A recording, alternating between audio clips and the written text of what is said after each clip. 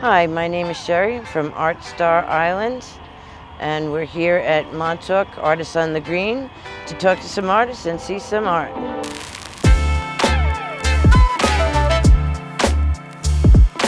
Hi, my name is Kate Mancini.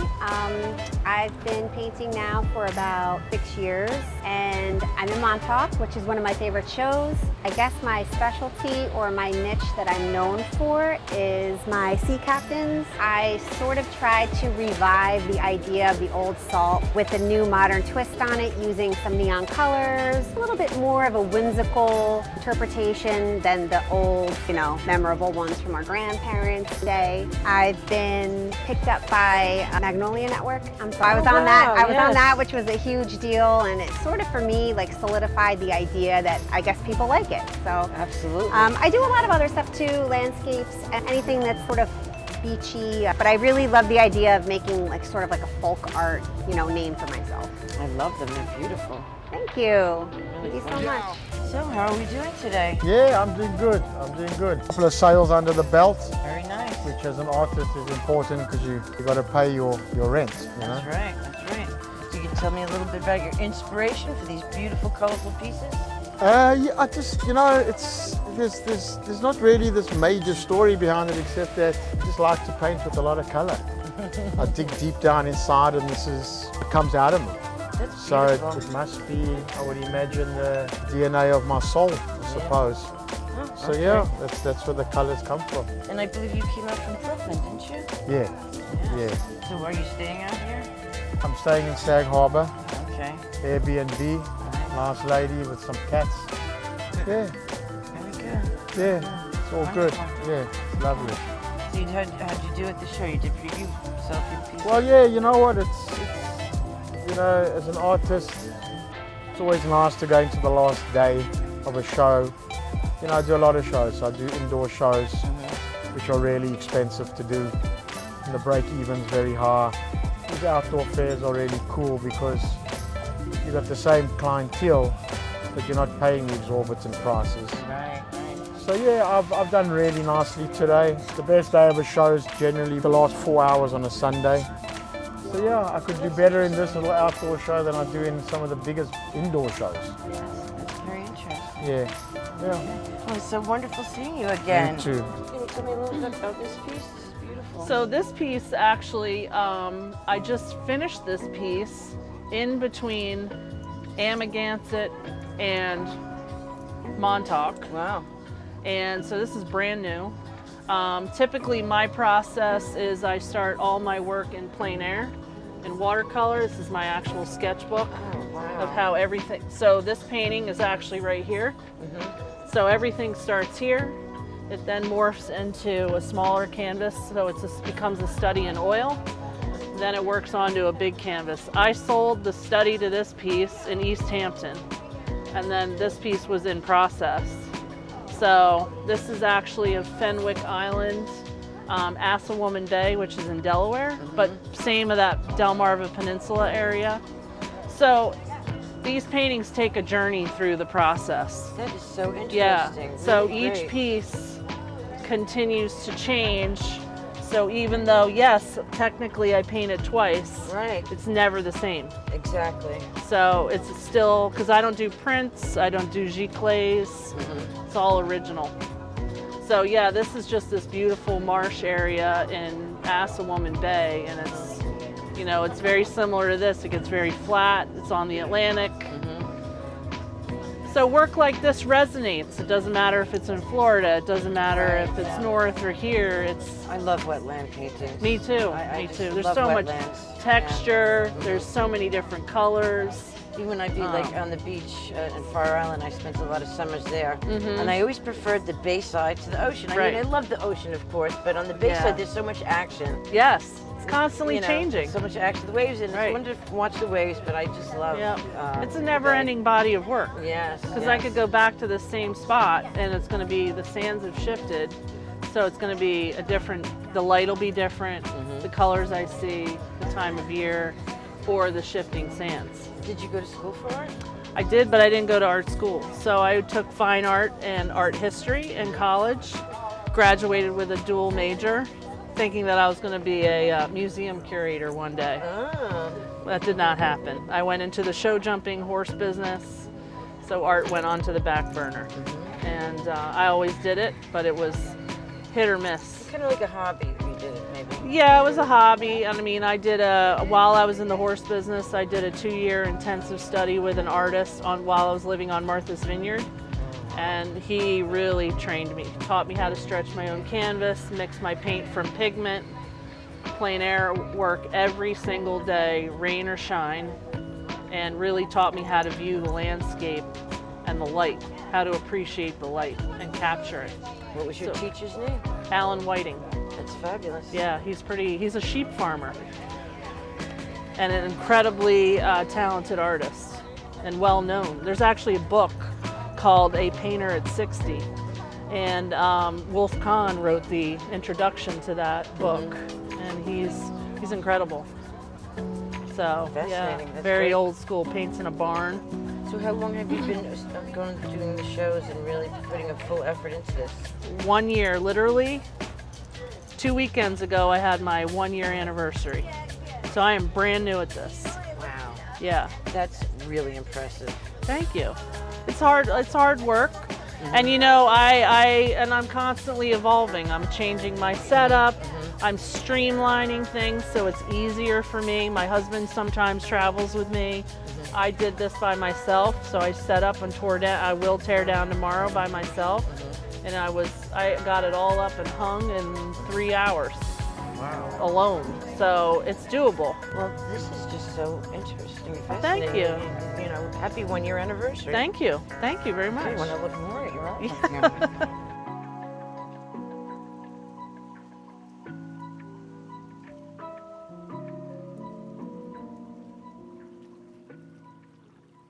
How are you doing today? I'm great. Enjoying the sun. Yeah, so here you are in Montauk. Yes, I am based in Sag Harbor, and I've been doing this show since 2017. Wow, that's Yes. a long time. Yes. Originally, I was in the city and then moved out here full time. So how long have you been an artist? Well, I've been an artist since I was born. Okay. I was always painting on the floor, you know, with my watercolors, and I just was always creative. My teachers always told my parents about it. I was always doing creative endeavors.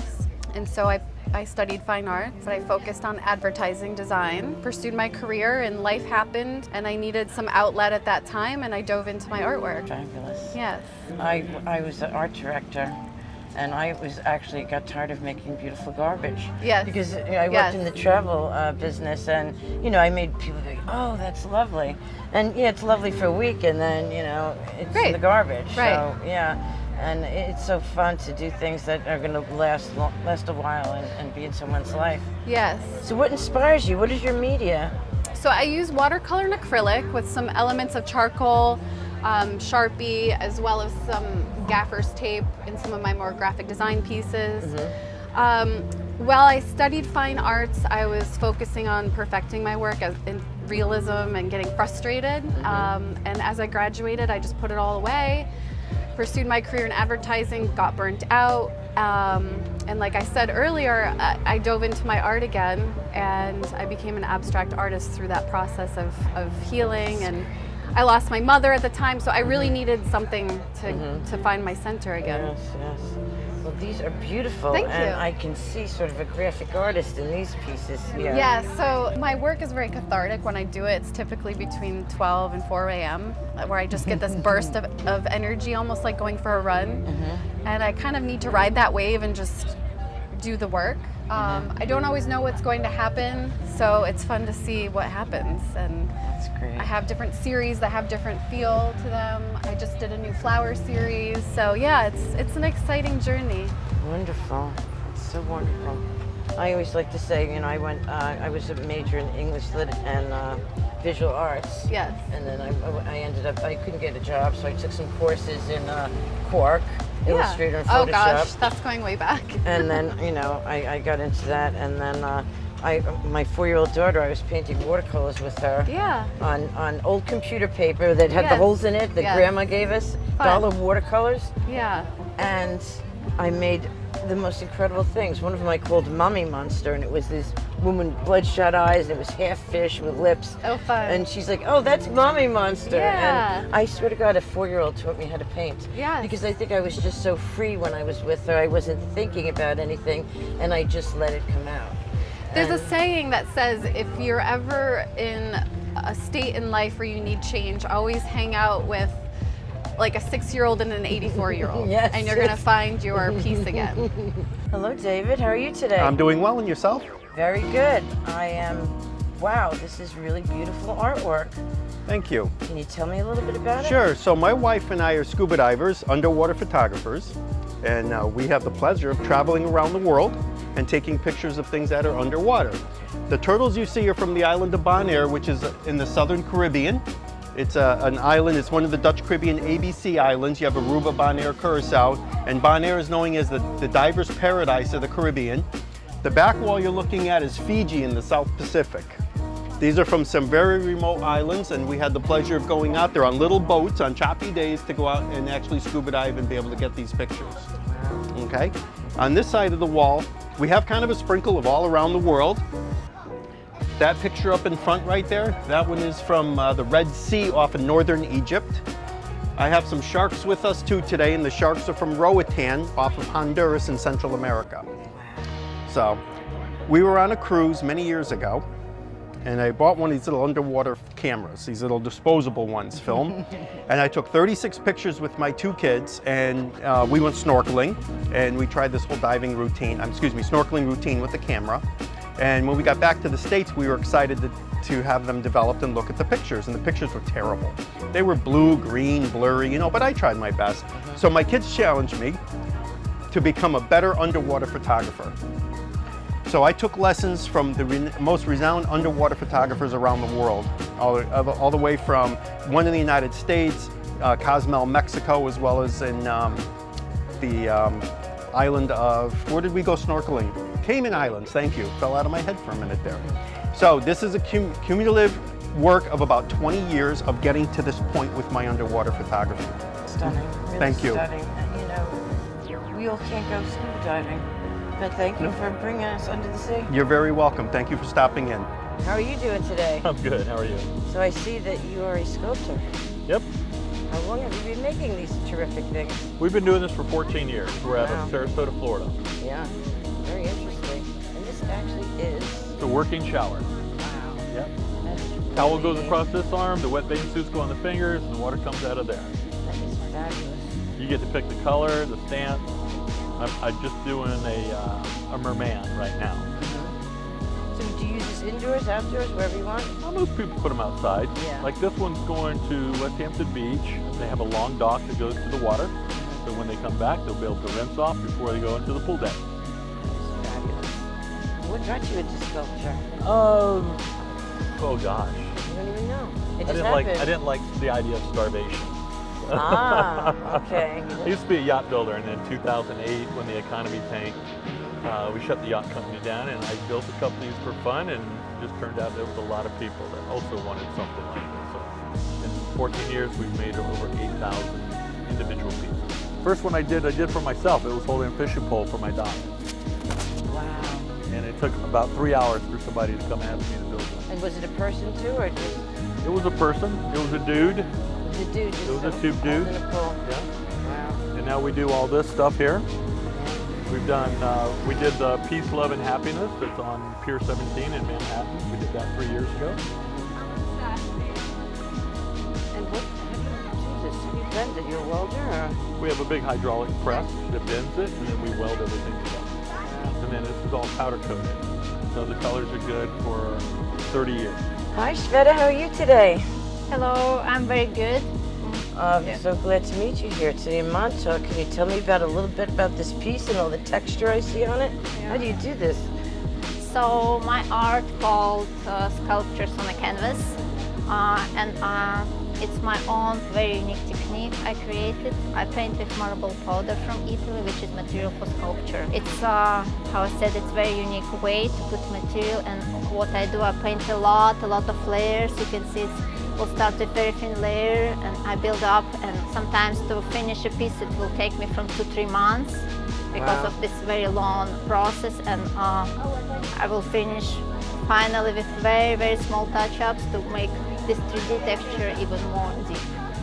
It's beautiful. And what did you paint them with? It almost looks pearlescent. So we live in Florida, close to the ocean, and of course ocean is very inspiring for artists. Yes. So I keep it abstract, but for me I see seashells and a little maybe, you know, sea creatures, seahorse somewhere.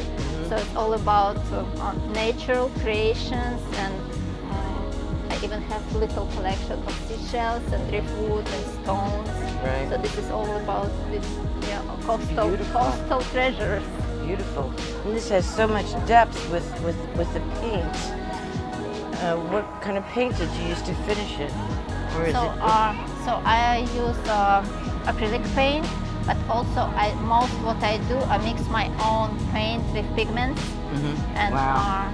this is the pigments, and for example, this little shiny piece, this is all natural powders, what I mix also myself. Okay, that makes sense because they're very unique colors that you don't often see. Really beautiful. Yeah. Also, all my paintings have names.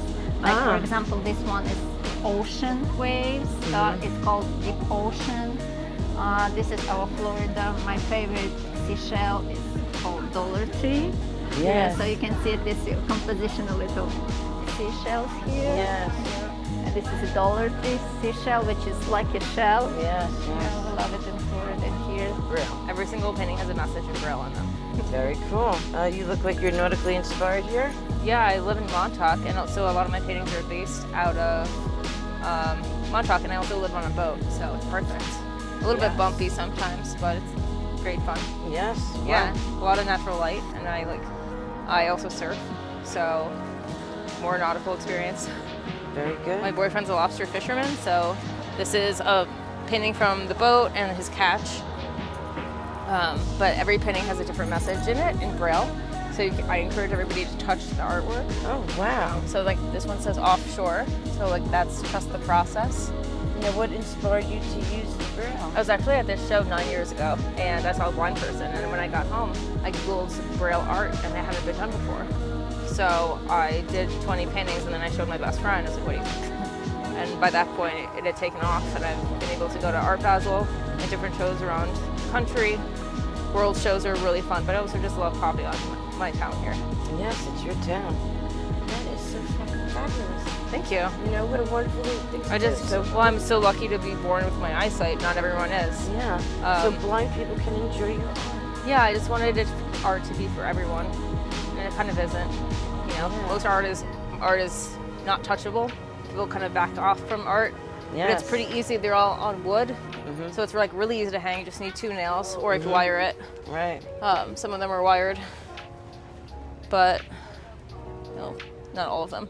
I guess this one's wired, so it's a pretty easy. Yeah.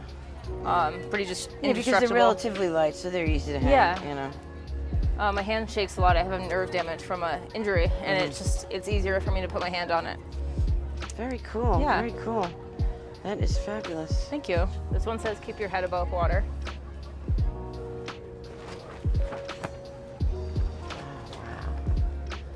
I love that. That is gorgeous. This one says search for rainbows. I'm a tactile person, so I'm really enjoying this. No, I understand. Wow, Yeah. that's really something. This one's of St. John, actually. Beautiful. Thank you. This is gorgeous. Really. Thank you. And then the top is resin coat. Surfboards and resin, or boats are used for it. Right. It's fun to use a blowtorch. Not on a boat, but No, not when on a boat. I'm on land, it's a lot easier. So what foot boat? How many feet do you have on your boat? It's kind of like a Gilligan's Island boat. I just work in the galley. Yeah. And then the lobster boat's different, of course, but Yeah. I love it. We keep the hatch open at night so we can see the stars before bed, and then the sunrise when we wake up. A lobsterman perfect. and a nautical artist. I mean, how great Yeah, is that? pretty. It makes sense.